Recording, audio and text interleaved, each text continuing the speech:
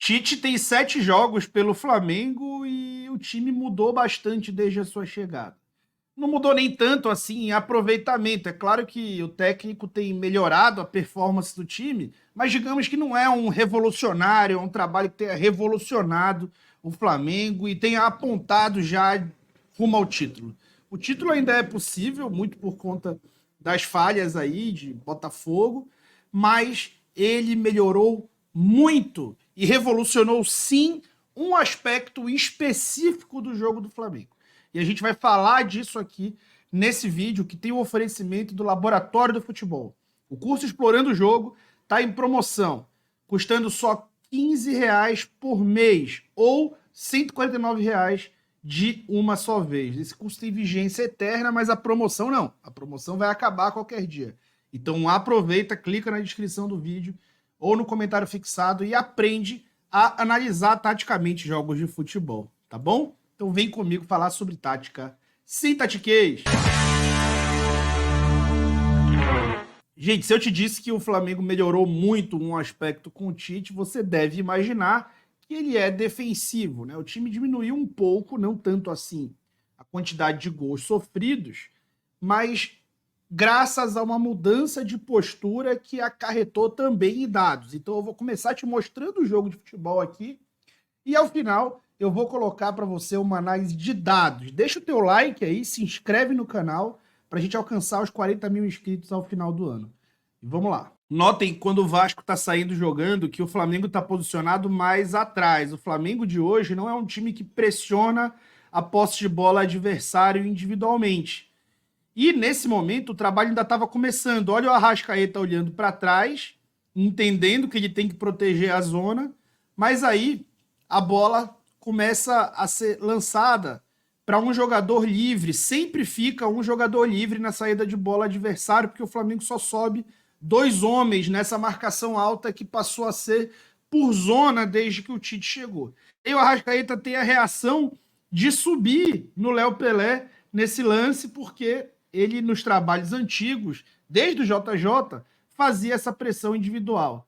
E aí ele corre para frente até ele olhar para trás e ver que está deixando um jogador livre, a zona desprotegida. Quando ele entende que a zona está desprotegida, aí a bola já vai passar. Ó. Ele começa a andar para trás, mas aí a bola vai passar e vai encontrar uma situação de superioridade numérica para o Vasco. Então, você começa a mudar premissas do jogo, mas não é imediato o efeito dessa mudança. Nesse jogo ainda estava em implantação. Esse lance virou uma chance clara de gol para o Vasco. Só para vocês terem uma ideia. Então o Flamengo ainda concedeu bastante desde a mudança. Vamos olhar outras coisas, outras características dessa mudança. Aqui, muito claramente, a gente vê aqui 2 homens. Inicialmente era o Arrascaeta, que ficava livre junto com o Pedro dessa marcação na zona de meio, e o Gerson fazia a ponta direita. Isso mudou.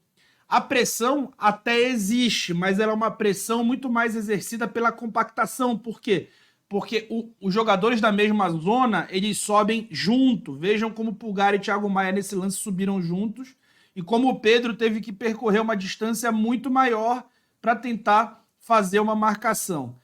E isso dificulta o jogo do adversário, que fica sempre por fora do bloco. Aqui, de novo, Thiago Maia e Pulgar se movimentando juntos, a zona se movimentando junta e só 2 homens pressionando a saída adversária num bloco médio, né? Não é um bloco muito alto. Você não consegue marcar pressão, a saída de bola do adversário, se você está com uma defesa por zona. E o Flamengo hoje só pressiona a saída de bola adversária se for num perde e pressiona, que aí sim se mantém a mesma dinâmica.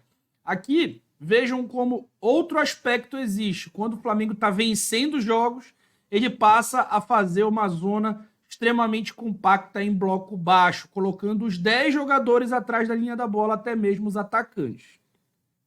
Aqui, de novo, um outro exemplo de como o adversário, nesse caso o Fortaleza, não conseguia penetrar dentro do bloco do Flamengo. O Fortaleza tem jogadores que chutam bem de fora da área e tentou se valer disso para dificultar o jogo e dificultou o jogo contra o Flamengo pautado nisso. Aqui eles começam a entrar e vejam a participação, a entrada no time do Luiz Araújo. O Luiz Araújo faz aquele corte e puxa um contra-ataque. Gente, o Luiz Araújo ajudou a mudar e deixar muito mais equilibrado esse time depois que passou a ser titular pela ponta direita. Por quê? Eu vou mostrar para vocês agora como ele acaba tendo obrigação de percorrer o campo inteiro e até ser o equilíbrio do time numa linha de 5, eventualmente. Só que ele tem muita perna para também trazer impacto ofensivo. Então o Arrascaeta passou desde o jogo contra o Palmeiras a ter um outro tipo de postura e de necessidade. Ele passa a ser simétrico ao Gerson, enquanto o Luiz Araújo faz uma espécie de encaixe com o lateral do lado oposto, até o final. Só que ele tem muita disponibilidade física para isso e o time não fica pouco ofensivo por conta disso, porque ele consegue também ter bastante impacto defensivo. Uma outra mudança foi no Gerson. O Gerson deixa de ser um segundo volante ou um ponta e passa a ser um médio ali, alinhado ao Arrascaeta, jogando de dentro para a esquerda, enquanto o Arrascaeta de dentro para a direita. E o time continua no momento que já tem a vantagem ou no momento que está em bloco baixo, colocando os 10 jogadores atrás da linha da bola. Então, até contra o Fluminense, quando o Flamengo tentou fazer uma marcação mais alta, vejam aqui no meio do vídeo como o Arrascaeta faz uma marcação mais individual no André para dificultar a saída de bola. Mas o time continua com inferioridade numérica na saída de bola do adversário. Ou seja, o Flamengo, nesse momento, induz o jogador ali no meio do vídeo, né, na marca do pênalti do Fluminense, a construir com liberdade. Então, o Nino é o jogador escolhido pelo Flamengo para fazer a construção com uma certa liberdade e todos os outros estão marcados pela zona, o que acabou também dificultando a saída. Não foi uma saída, não foi uma marcação muito agressiva na saída de bola do adversário, mas uma marcação que conseguiu fechar bem as linhas de passe e deixar a zona muito compacta, né? Então aqui de novo, ó, os dois na frente e o time já num bloco mais baixo, né, tentando bloquear essa saída. Então são dois momentos. Um momento quando o time marca alto, né, e aí ele mantém dois jogadores só e marca por zona. E um outro momento quando o time está marcando mais embaixo e põe os 10 jogadores atrás da linha da bola. Essas duas características são mudanças desde que o Tite chegou. E a gente vai explorar o impacto dessas mudanças agora. Gente, a grande melhora está aqui. O Flamengo do Tite melhorou em 70% a forma como ele se defende de contra-ataques. Ele que sofria cerca de 2, quase 2, 1.9 contra-ataques por jogo, agora cede praticamente 0.6 contra-ataques por jogo. Ou seja, um time que marcava muito alto, marcava individualmente alto e essa marcação não estava bem encaixada, sofria 3 vezes mais contra-ataques do que sofre hoje. O Flamengo hoje sofre cerca de 30% dos contra-ataques que sofria. E melhor, defende melhor esses contra-ataques. Anteriormente, isso desconsiderando jogos de baixo nível de competitividade, como jogos contra pequenos, de estadual, etc., o Flamengo sofria 45% dos contra-ataques que sofria terminavam em finalização, ou seja, sofria 3 vezes mais contra-ataques e quando sofria esses contra-ataques, quase metade das vezes o adversário conseguia finalizar. Com o Tite, esse número passa a 25%. É quase a metade de como o time se defendia. Então, além de estar muito melhor preparado por conta daquela postura de baixar os 10 atrás da linha da bola, ou por conta da marcação zonal que protege a zona e mantém a compactação, o Flamengo consegue sofrer 1/3 dos contra-ataques que sofria. Mas esse número tem outros impactos também. Gente, o PPDA é basicamente o quê?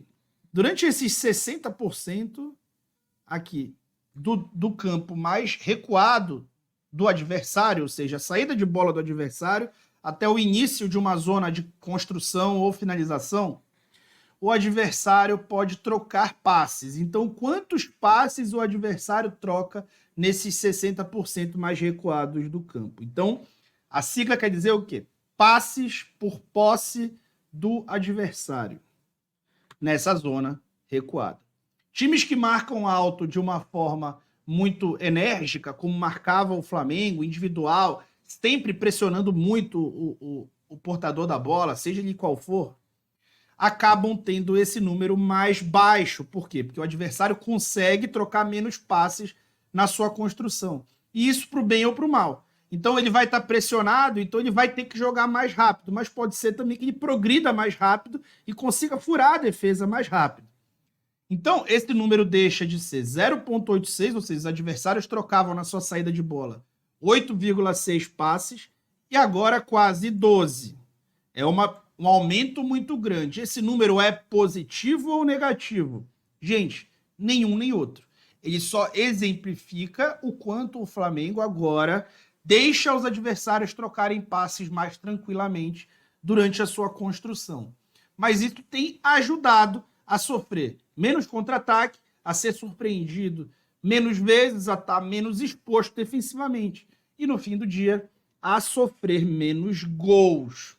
O Flamengo do Tite sofre cerca de 0,86 gols por jogo, ainda é um número alto, enquanto muito inflacionado pelo número do Grêmio, né? O jogo contra o Grêmio, que aconteceu aquele apagão lá, muito culpa do Tite também, a gente falou aqui. E, antigamente, quase 1,20. É uma diferença muito grande. A gente está botando aqui em média por jogo, mas se você for fazer a análise percentual, você vai ver que é uma diferença gritante a menos de gols sofridos. Então é nítido que o Flamengo melhorou bastante os seus números defensivos, especialmente onde mais sofria, na fase do jogo chamada transição defensiva. É quando eu perco a minha bola ou quando o adversário me ataca rápido antes de eu estar organizado para defender.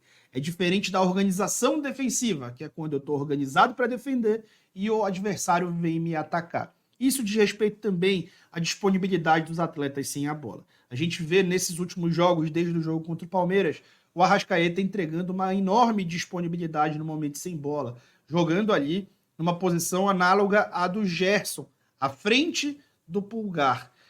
Voltando, como fazia na época do Jorge Jesus, aliás, e também com o Rogério Ceni, voltando a participar do jogo com obrigações defensivas bastante robustas, que são inerentes à sua posição ali de criador. Ao Luiz Araújo, o fato dele ter entrado trouxe ao Tite e ao Flamengo um equilíbrio muito grande dos seus setores. Ele lembra um pouco a utilização que o Tite dava para o Jorge Henrique. Só que o camisa 31 do Flamengo tem muito mais qualidade, então ele consegue também trabalhar como um meia quando tem a bola. Então, assim, esses números podem ganhar campeonato. Talvez não esse, mas são um time que se defende bem, normalmente vai se dar melhor ao longo de uma competição de longo prazo. E isso não está querendo dizer que o Flamengo ataca mal. Aliás, nos 7 jogos do Tite, o Flamengo saiu na frente do placar. Nos 3 jogos em que essa vantagem foi perdida, o time estava à frente. E aí, isso é ajuste que precisa acontecer. Os times do Tite preservam bastante a vantagem que tem. O que deu certo em alguns jogos, especialmente nos primeiros 2. E precisa ser ajustado para que o time deixe de perder tanto as vantagens, para que ele faça mudanças ao longo do jogo com menos compromisso com gestão de grupo e mais compromisso com o resultado em si. Vamos acompanhar como é que vai seguir a evolução desse promissor trabalho, tá bom? Deixa o teu like, se inscreve no canal, informa teus amigos aí. E eu fui.